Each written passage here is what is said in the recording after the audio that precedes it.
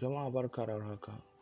Barka da zuwa wannan channel mai suna HAMID Tech TV. Idan yau ne ziyararka na farko, muna roƙonka da Allah da ka danna mana subscribe da like da share. Mun gode. A yau ina so in nuna mana wani sirri ne akan WhatsApp. Wanda za ka ga mutum yana da friend ko kuma abokanai wanda suna chatting na sirri wanda baya so wani ya gani. Idan sun yi chatting sun gama, za ka ga mutum ya goge chatting ɗin. To a yau WhatsApp ya zo mana da wata hanya mai sauƙi wanda ba sai ka goge ba. Kawai za ka saka WhatsApp ɗinka a cikin wannan off ɗin ko kuma on, wanda da kun yi chatting bayan sati ɗaya chatting ɗin zai ɓace da kanshi ba tare da sai ka goge shi ba. Amma yanzu mu je a cikin shirin. Da farko mutum zai je a cikin Play Store nashi.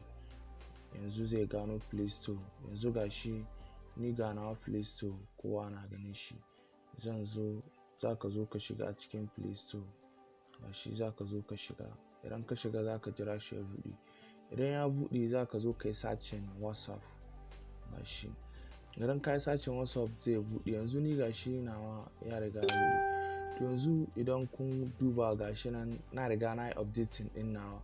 Yanzu in kun kula gashi nan yanzu za ku ga review. Gashi nan 136 millions sun kai review nashi, sai kuma downloading nashi gashi nan in kun kula shi ma 5 billion plus. Mutum sama da biliyan 5 suka yi downloading ɗin shi. Gashi nan kuma ananiya gashi nan inda aka rubuta downloading gashi nan everyone, kowa yana da damar da zai yi downloading ɗin shi. To yanzu ni na riga na yi downloading ɗin nawa. Yanzu gashi sai mu je mu buɗe shi. Gashi sai mu jira shi ya buɗe. To yanzu gashi nan ya riga ya buɗe. Yanzu idan ya buɗe zai kawo ka a wannan fuskar. To a yanzu misali kana da friend ko kuma aboki ko abokiya wadda ko kuma har mata masu ma za su iya, wanda kuna chatting da wani ta sirri wanda baka so a gani, to za ka iya zo chatting ɗin. Bayan kun gama chatting ɗin zai ɓace da kanshi ba tare da ya goge ba. Saɓanin a wancan lokaci za ka goge. Yanzu kuma WhatsApp ya zo mana da hanya mai sauƙi. Yanzu misali gashi wannan ne, misali gashi nan Mubarak. To yanzu gashi nan a ce ina so chatting ɗin nashi zai ɓace. Yanzu gashi nan sai ka zo ka danna anan. Kana dannawa gashi nan in kun kula za ku ga zaɓuka nan ne.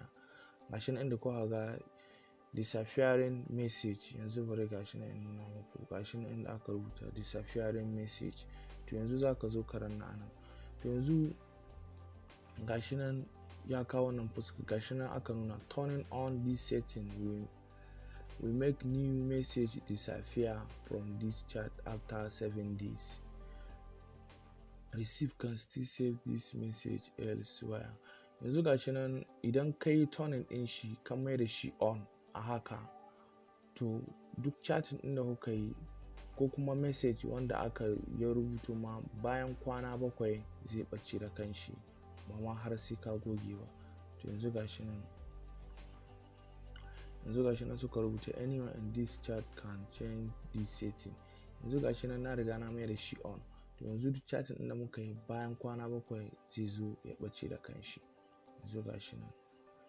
Yanzu ta haka za ka yi duk wani irin misali wanda ake chatting da su mai muhimmanci, za ka zo ka sa ɗin shi, ka yi turning ɗin shi. Gashi nan sai ka yi turning ɗin shi, ka yi on ɗin shi. To da ka yi on ɗin shi chatting ɗin zai ɓace ba har sai ka goge ba. WhatsApp ya zo mana da wannan abu mai sauƙi. Ƙarshen bidiyon mu na yau kenan. Ku kasance da mu a shiri na gaba. Mun gode.